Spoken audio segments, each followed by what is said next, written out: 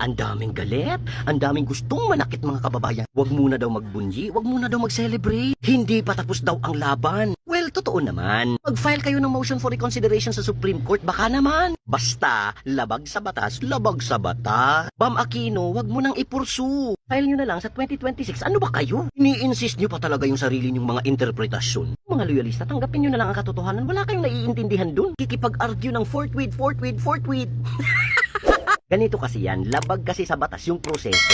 Yun yung simpleng explanation dun. Dapat mauuna sa kalesa ang kabayo. Hindi naman pwedeng mauuna ang kalesa tapos mahuhuli ang kabayo. Tawag dun baliktad na mundo. At parang yun ang mundong ginagalawan ninyo. May mga pa-issue-issue pa na majority daw ng mga justices in-appoint daw ni PRRD. O sige, gawin nyo na, isipin nyo na lahat ng gusto nyo. But the Supreme Court ay sinusulong ang fairness at justice. Kahit sinong opisyal ng gobyerno ang mai-impeach. Kung ano ang statement doon sa karapatan ni VP Sara sa proseso, ganun din naman ang kanilang matatamo. Tanggapin nyo na lang kasi ang totoo, talo kayo.